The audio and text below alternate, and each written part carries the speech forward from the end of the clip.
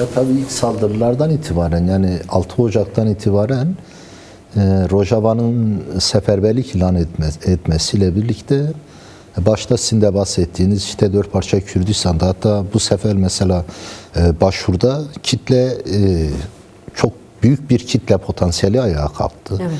Yine Bakü Kürdistan'da aynı, her şehirlerde, her merkezlerde eylemler vardı. Bununla birlikte Avrupa'da da 7'den 70'e herkes ayaktaydı. Yani sadece Avrupa değil, aslında yurt dışında yaşayan, diasporada yaşayan bütün Kürtler kalktı. Milyonları kapsayacak bir katılım boyutu vardı. Evet. Avustralya, Kanada, İtalya, İngiltere, Almanya'nın her yeri, yani Avrupa'daki bütün ülkelerde, hatta en büyük eylemler Almanya'da. Evet, birçok alan vardı ki mesela yeni isimlerini tanıyoruz. Evet. Öyle bir katılım vardı. Tabii Kürt halkı şunu gördü. Büyük bir tehlike hissetti. Kendi varlığına, kendi özgürlüğüne, kendi şu ana kadar büyük bedeller ödeyerek yarattığı ideolojisine, kazanımlarına bir saldırıyı gördüğü an sokağa çıktı ve kitlesel bir tepki ortaya çıktı. Çok büyük bir tepkiydi. Tabii öfke de vardı. Çünkü öfkenin sebeplerinden biri, bu halk 15 yıl önce işte DAEŞ saldırılarına karşı mücadele vermiş, büyük bedeller ödemiş, 10 binlerce şehidi olan ve bununla birlikte oradaki garantör ülkelerle bir koalisyon kurmuş bir gerçekliği vardı. İşte Fransa'da, Paris'te yapılan 4 Ocak Anlaşması'ndan sonra hemen 2 gün sonra yapılan saldırılar direkt olarak uluslararası bir komplonun kendini tekrarlayan ve 15 Şubat komplosunun bir tekrarı olarak ele alarak alanlara çıktı. Tabii Kürt halkı yalnız değildi. Yani dostları da aynı şekilde. Evet. Rojava devriminde kendini gören, bunun için mücadele eden, işte kapitalist moderniteye karşı yeni bir yaşamın inşa edildiği Rojava devrimine yapılan saldırı bütün dünyada dostlarımız, Kürt dostları tarafından da sahiplenildi ve bunun öncülüğünü de dostlarımız da yaptı. Burada çok net de mesaj verdi. Aslında ilk başta saldırıların amacı komple bitirmek, tavsiye etme, ortadan kaldırmaydı. Bu direnişler sayesinde bir noktaya gelindi. Şu an bir müzakere süreci yaşanıyor ama Kürt halkı şunu iyi biliyor. Karşısındaki güç çetelerden oluşan, DAEŞ artıklarından oluşan bir güç. Buna güvenme noktasında herhangi bir şeyleri yok. Bundan dolayı da mücadele ağlarını, mücadelelerini statünün anayasal güvenceye kavuşturularak ve bir de garantör ülkelerin bunu kabul edene kadar sürdüreceklerini beyan ettiler. Bu önümüzdeki süreç içerisinde de devam edecek bu eylem ve etkinlikler. Yani gerçekten bir ulusal ruh bilinci ortaya çıktı. Yani Kürt halkı sadece diyelim Avrupa'daki toplumlara bir mesajı değildi. Aslında bütün Kürt siyasi partilere, 4 parçadaki bütün siyasi partilere çok net mesajları vardı. Yani ulusal birliğin zamanıdır dendi. Evet. Yani 4 parçanın birleştiği bir noktada bir direniş gerçekleşti. Bunun için de işte başvurdaki siyasi partiler, Bakü'deki, Rojava'daki, Rojava'daki bütün Kürt siyasi partilerin ortak bir mücadele alanı oluşta ulusal birliğini ilan etmeleri gerektiğinin mesajı da çok net bütün alanlarda ortaya çıktı. Tam da bu noktada 15 Şubat komplosu zaten yaklaşıyor. Haftaya 15 Şubat komplosunun yıl dönümü. 27 yıl önce nasıl ki halkları Önder Apo şahsında yapılan uluslararası komplo ve halkların birlikte yaşamına karşı yapılmış bir komploydu. Sadece Kürtlere yönelik değil. Toplumları birbirine düşürme, birbirine kırdırma komplosuydu. Yani ne olacaktı? Önder Apo yakalanacaktı. Ondan sonra bir Türk-Kürt savaşı genel bütün Türkiye'nin metropollerine dağılacaktı. Bu zihniyetle bir yaklaşım da vardı. Komplonun gerçek amacı. Şu an yapılan işte ikinci komplo veya birinci komplonun devamı dediğimiz Rojava'ya yapılan komplonun da aynı tarz ve şekle sahipti. Bir Kürt-Arap halk savaşının başlatılması. Yani bunlar üzerinde büyük bir provokasyon yapıldı. Tabii orada Önder Apo'nun paradigması şu an Orta Doğu'ya da dayatılan ulus devlet zihniyetinin ortaya çıkarttığı tekçi zihniyete karşı ortak bir yaşamı inşa projesiyle Önder Apo'nun paradigması. İşte kadın özgürlükçü, ekolojik, demokratik bir toplumsal paradigma. Bunu kabullenemediler ve buna karşı bir saldırı. Kendilerine bir tehlike olarak gördüler ve bunu dizayn ettiler ve bu komplo gerçekleşti. Tabii şunu görmek gerekiyor tabii. Mesela ilk saldırılardan hemen sonra Kassede güçlerinin, işte Kuzeydoğu Suriye güçlerinin Rakka ve Deir ez-Zor'dan çekildikten sonra şu an gelen haberler, oradaki aşiretler şu an HTŞ güçleriyle çatışmaya girmiş. Yani gerçekten toplumsallığı benimseyen, birlikte yaşamı benimseyen, halkların ortak yaşamını benimseyen, kadın özgürlüğünü benimseyen bir paradigmaya yönelik bir saldırı, tekçi bir zihniyet ve bunun saldırısı oldu. Buna karşı da Kürt halkı gerçekten büyük bir direnişle cevap veriyor. Çünkü şu an hegemon güçlerin ortak çıkarlar çerçevesinde kendilerini yaşatmaları, hakları birbirine kırdırarak bir dizayn sürecine girmek istiyorlar. Evet. Aslında burada da hedef buraya ilk yapılan saldırılardan önce, yani Orta Doğu'ya yapılan müdahalelerde Önder Apo şu şekilde değerlendiriyor. Yani Arap Baharı'yla başlayan bir saldırı yeni dizayn sürecinde halklar, yani toplumların yeri olmadığı yerinde kendi dizayn sürecini yaratıyor, ortaya çıkartıyor. Bunun için halkın kendisini örgütleyerek ancak bu saldırılara karşı cevap olabilir noktasında daima belirtmeler oldu. Burada şunu görmek gerekiyor. Mesela Gazze'de Filistin halkına karşı bir savaş yürütüldü. Evet. Burada o Kırım'a uğratıldı. Aynı şekilde şu an ondan önce yine Arap Alevilerine karşı, yine Durzilere karşı yapılan saldırılar ve bunun akabinde de şu an Kürtlere yönelik bir soykırım saldırısı başlatıldı. Bunlar hepsi birbiriyle bağlı. Bunun için ortak bir mücadelenin inşası gerekiyor. Eğer toplumlar orada birlikte mücadeleyi örebilselerdi, mesela Rojava devrimi son 13 yıldır ortak yaşamı inşa etti. Bunun içerisinde bütün halklar yer alıyordu, bütün inançlar yer alıyordu. Yine bütün özgünlükler yer alıyordu, evet, ve kendilerini yaşatıyorlardı. İşte o tekçi zihniyet bunu kendine bir hedef getirerek kendisine karşı oluşacak bir gücü kabullenmeme noktasında saldırılarını başlattı. Tabii bu önümüzdeki süreçte bu direnişin süreceği ortada. Zaten Önder Apo'nun ortaya çıkarttığı paradigma şu an Kürt halkının gerçekten o ulusal bilinçle sokaklara dökülmesi de Önder Apo'nun ortaya çıkarttığı o mücadele ekseninde gelişti. O paradigma ekseninde gelişti. İşte 4 parça Kürdistan'ın tek bir ruhla birleşmesi bu eksende gelişti. Alanlara yansıması bu şekilde oldu.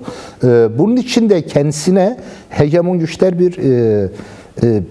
kendisine karşı bir alternatif olarak gördüğünden dolayı saldırıları devam ediyor.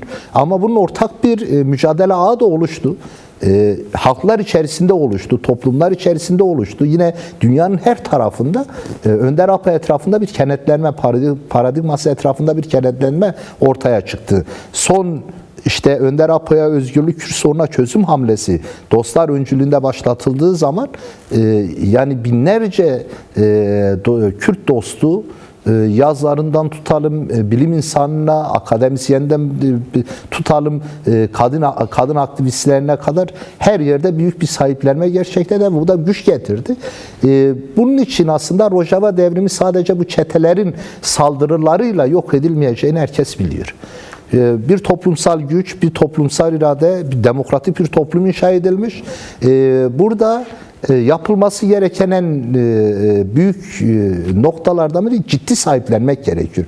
Çünkü tehlike devam ediyor. Evet. Halkımız orada direniyor. Bu paradigma etrafında kendisini inşa sürecinde inşa etmeye devam ediyor. Ama tabii ki bunun etrafında kenetlenerek yine 4 parça Kürdistan ve Avrupa'da yaşayan tüm halkımızın ortak mücadelesiyle biz bu engelleri aşacağımıza inanıyoruz. Yani bu güce de sahibiz. Şu an bu kaos ortamında Önder Apo'nun demokratik toplum modeli herkese bir ilham kaynağı oldu. Yeniden bir çıkış, yeniden bir özgürlük arayışı. Yani kapitalist modernite kendi başına vazgeçilmez değildir. Bunu herkes çok net anladı. Bu temelde de bunun içinde ortak bir mücadelenin daha da güçlenerek çıkması gerekiyor. Şunu belirtmek gerekiyor. Yani ilk 15 Şubat komplosunun başladığı günden itibaren Kürt halkı büyük bir direnişle bir sahiplenme gerçekleştirildi. İşte 99'da yüzlerce Kürt genci, Kürt kadını Önder Apo etrafında bedenlerini ateşe vererek ateşten çemberler oluşturdu. Ve milyonlarca halk 7'den 70'e günlerce sokaklarda bunu kabul etmeyeceklerini ve direnişi büyüteceklerini çok net deklare ettiler. Ve bu sayede de yine Önder Apo'nun ortaya çıkarttığı büyük direniş, 27 yıllık aralıksız bir direniş, Kürt Özgürlük Hareketi'nin, Kürt gerillasının topyekun direnişi bu tecrit sistemini bir şekilde masaya getirdi. İşte 27 Şubat'ta Önder Apo'nun Barış ve Demokratik Toplum Çağrısı yapıldı. Manifestosu ortaya çıktı. Ve bu temelde de çok aslında büyük bir umut ışığı oldu bütün halklar için. Başta evet. Kürt halkı ve Orta Doğu'da yaşayan halklar için büyük bir umut oldu. Bundan dolayı aslında bu umudu özgürlükle taçlandırma zamanı geldiğini söylememiz gerekiyor. Yani bu sene 14 Şubat'ı Önder Öcalan'a özgürlük, Rojava'ya statü şiarıyla gerçekleştireceğiz. Evet, Strasbourg'da. Bu eylemin gerçekten şu mesajı vereceğiz. Yani şu ana kadar Önder Apo bir yıldır, yani 27 Şubat'a da az kaldı, birinci yılını tamamlayacak. Önder Apo Barış ve Demokratik Toplum Çağrısı yaptı. Şu ana kadar Kürt halkını, Kürt mücadelesini, özgürlük arayışını kriminalize eden, yok sayan, terörize eden bütün yaklaşımlara karşı Önder Apo'nun ortaya çıkarttığı manifesto bütün dünya devletleri siyaset üzerinde de büyük bir etki yarattı. Çünkü ilk açıklandıktan itibaren bütün devletler desteklediklerini söylediler. Ama şu an bakıyoruz ki hala Kürt katliamdan ısrar eden, Kürt'ü yok sayan bir Türkiye devletiyle karşı karşıyayız. Rojava'da yapılan saldırıların ana merkezinde Türk devletinin yer aldığı çok net ortaya çıktı. Evet. SİHA'larıyla, yine verdiği silahlarla, finanse ettiği çetelerle, getirdiği çetelerle bunu daima bu komplonun bir devamı olarak Kürt'ü imha eden bir yaklaşımla devam etti. Tabii Kürt halkı şunun bilincinde, bu sürecin, yani Kürt halkının özgürlüğünün Önder Öcalan'ın fiziki özgürlüğünden geçtiğini çok net olarak yaptığı bütün eylemlerde, yaptığı bütün açıklamalarda bunu ortaya çıkarttı ve bunun da 14 Şubat'ın da bir final olacağını. Yani biz Önder Öcalan'ın uluslararası komplonun başladığı günü Önder Öcalan'ın fiziki özgürlüğüyle taçlandırmamız gerekiyor. Yani komplo bu şekilde kırılır, komplo bu şekilde ortada kalkar. Bunun için ne yapmamız gerekiyor noktasında, yani bu bilince varmamız gerekiyor. Eğer biz bu 21. yüzyılda özgür yaşamak istiyorsak, Kürt toplumu olarak, bir siyasi statümüzün olmasını istiyorsak, kendi dilimizle, kültürümüzle, bulunduğumuz ülkelerde ortak yaşamı inşa etmek istiyorsak, Önder Apo'nun fiziki özgürlüğü olması gerekiyor. Bu birinci şart. Bunu herkes dile getiriyor. Bu noktada da işte ayın 14'ünde Strasbourg'da yapılacak eyleme bütün yapılarımızın, Kürdüm diyen herkesin, meclislerimizden federasyonlarımıza kadar, inanç birliklerimizden kadın hareketi, gençlik hareketine kadar herkesin bu ruhla seferber olması gerekir. Yani biz 14 Şubat'ta vereceğimiz mesaj, Kürt halkının demokrasiden, ortak yaşamdan ısrar ettiğini, bu temelde de Önder Öcalan'ın fiziki özgürlüğüyle bu önümüzdeki var olan sürecin bu tıkanma noktalarının aşılacağı